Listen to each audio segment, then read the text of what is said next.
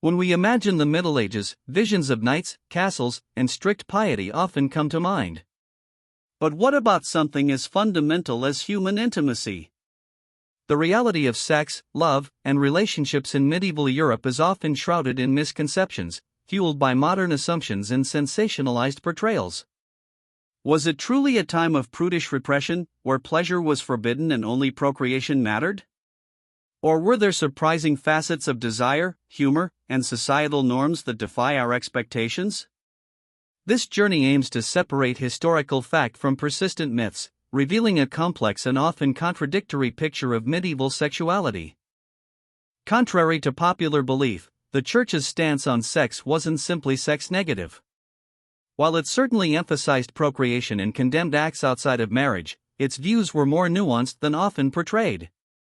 Within the bounds of matrimony, sex was not only tolerated but seen as a marital duty, a right owed by spouses to each other. The theological discourse acknowledged the reality of human desire, even as it sought to channel it within divinely sanctioned structures. This balance between carnal reality and spiritual ideal defined much of medieval thought on intimacy. However, the Church's moral framework did strictly condemn certain sexual acts. Sex outside of marriage, sodomy, masturbation, and any form of contraception were deemed grave sins. These prohibitions were enforced through the sacrament of confession and the system of penitentials, handbooks for confessors detailing sins and their prescribed penances. These often involved fasting, prayer, or pilgrimage, reflecting the profound belief that spiritual well-being was intrinsically linked to moral conduct. The threat of eternal damnation was a powerful deterrent, shaping behavior in a deeply religious society. The idea that sex was only for procreation in the Middle Ages is a significant oversimplification. While the Church prioritized procreative intent, it also recognized the role of sex in preventing fornication and strengthening marital bonds. The medieval canonist Gratian, for instance, spoke of three purposes of marriage: procreation, fidelity, and the sacrament. And St. Augustine, while condemning lust, acknowledged that marital relations could be legitimate for purposes other than offspring. This intellectual framework allowed for a broader understanding of intimacy within marriage than commonly assumed. Another enduring myth is the prevalence of extremely early marriages, especially for women. While aristocratic girls might be betrothed young for political alliances, the reality for the majority of the population, particularly commoners, was quite different. Historical evidence suggests that most people married later than often imagined, typically in their early to mid-20s for women and mid to late 20s for men. This was largely due to economic necessity. Young adults needed to accumulate resources, learn a trade, or inherit property before they could establish an independent household and support a family. Marriage in the Middle Ages was often a complex negotiation, particularly among the elite, where it served to consolidate wealth and power. Betrothal, a formal engagement, was a crucial step, sometimes even carrying legal weight akin to marriage itself. However, the Church increasingly emphasized the importance of consent from both parties. By the 12th century, canon law stipulated that a marriage was only valid if both individuals freely consented, a significant shift towards recognizing individual agency, even within a system often dictated by family and societal pressures. This ideal, however, wasn't always perfectly realized in practice. Once performed, a valid medieval marriage was considered indissoluble by the Church, a sacrament binding two souls for life. Divorce, as we understand it today, was virtually non-existent. The only way to dissolve a marriage was through annulment, a difficult and often lengthy process that declared the marriage had never been valid in the first place, usually due to impediments like pre-existing vows, undisclosed kinship, or lack of free consent. For the common person, an annulment was a rare and inaccessible option, meaning most couples remained bound, for better or worse, until death. While many marriages, especially among the aristocracy, were arranged for strategic reasons, this doesn't mean love was absent. Affection and companionship often grew within these unions over time. Moreover, among commoners, there was often more room for personal choice, particularly once economic stability was achieved. Love poetry, courtly romances, and folk songs from the era reveal a society deeply preoccupied with themes of love and desire, suggesting that while the practicalities of marriage were paramount, the human yearning for romantic connection was very much present and valued, even celebrated. One of the most significant differences between medieval and modern life was the pervasive lack of privacy. For the vast majority of people, especially peasants, homes were small, often single-room dwellings shared by entire families, sometimes even including livestock. Communal sleeping arrangements were common, with multiple family members sleeping in the same bed or on straw pallets on the floor. This meant that truly private moments, including sexual intimacy, were difficult to achieve and often occurred with others nearby, requiring discretion and adaptability rather than complete solitude. Despite the lack of dedicated private spaces, medieval couples found ways to express intimacy. Discretion was key, and various strategies were employed. They might wait until others were asleep, or seek out more secluded spots outdoors, such as fields, woods, or barns, particularly during the warmer months. The darkness of night also offered a veil for privacy. This resourcefulness highlights a persistent human need for intimate connection, adapting to the constraints of their environment rather than simply foregoing such moments. It certainly paints a more realistic picture than an absolute absence of privacy. The church not only dictated who could have sex but also when. There were numerous periods throughout the year when marital intimacy was forbidden. These included Sundays, feast days, periods of fasting like Lent and Advent, and the vigils preceding major religious holidays. In total, these prohibitions could amount to over a third of the year. Violating these rules was considered a sin, requiring penance. This constant interplay of religious mandates and natural desires highlights the daily struggle for medieval Christians to align their lives with church teachings, often impacting the rhythm of marital intimacy. Even within marriage, certain sexual practices were deemed more pure or natural than others. The preferred position, from the church's perspective, was the missionary position, as it was seen to be most conducive to procreation and least associated with carnal lust. Other positions were often condemned in penitentials, particularly any acts considered unnatural or aimed solely at pleasure rather than conception. This rigid categorization of sexual acts, driven by theological reasoning, served to regulate even the most private moments within a marriage, reflecting a pervasive concern for moral order. While the Church unequivocally condemned contraception and abortion as grave sins, medieval people were not entirely ignorant of methods to prevent conception or terminate pregnancies. Historical sources reveal various herbal remedies and practices that were believed to have contraceptive or abortifacient properties. These often involved specific plants, potions, or superstitious rituals. However, the efficacy of such methods was highly questionable, and their use was dangerous and illicit, often practiced in secret and carrying significant health risks. This reflects a human desire to control reproduction, despite severe moral and practical prohibitions. Despite the Church's strong moral condemnations of extramarital sex, prostitution was a pervasive and often tolerated feature of medieval society, particularly in urban centers. It was viewed as a necessary evil, a way to protect virtuous women by diverting male sexual urges. Many cities, like London and Avignon, even regulated brothels, establishing stews or designated areas for prostitution, complete with licenses, operating hours, and even health inspections. This pragmatic approach highlights a significant disconnect between official church doctrine and the societal realities of the time.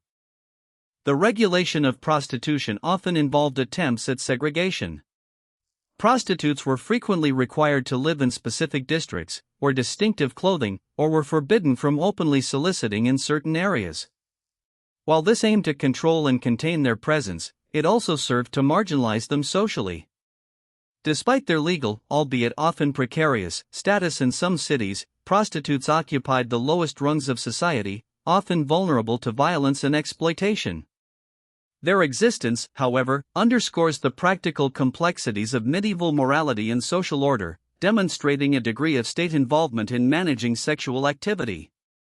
The Church officially promoted celibacy for its clergy, particularly priests, monks, and nuns, as a path to greater spiritual devotion.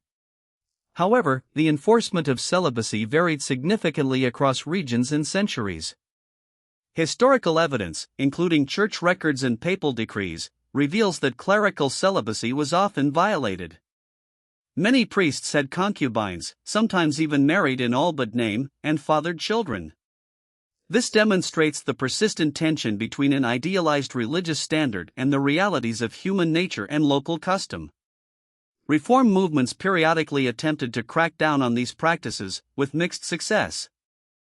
For royalty and high nobility, marriage was a matter of state, designed to secure alliances and succession.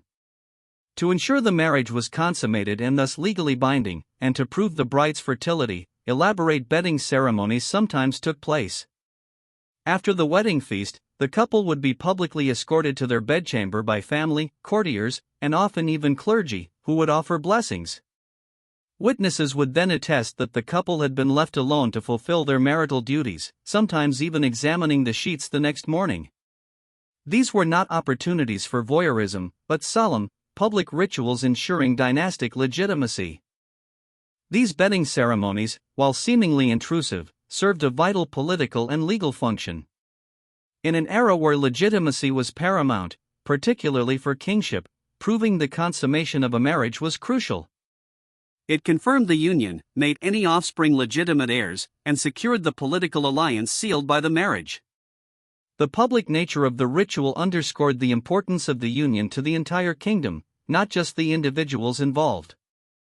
It was a stark reminder that royal bodies, including their sexual acts, were inextricably linked to the fate of nations and the continuity of dynasties. Despite the solemnity of marriage and the emphasis on fidelity, extramarital affairs were a common, albeit often discreet, feature of royal and noble life.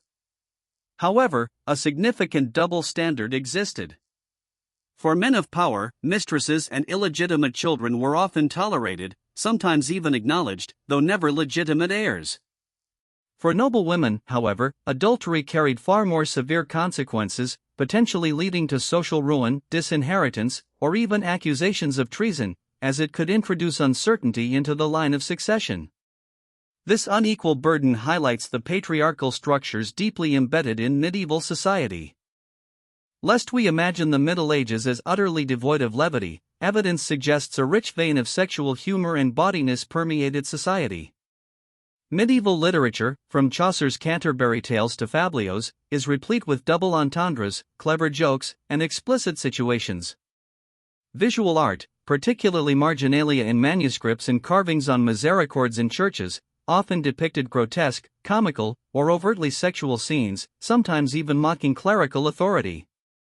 This demonstrates a robust folk culture that embraced humor, even in matters of intimacy, often pushing boundaries in unexpected places and challenging somber stereotypes.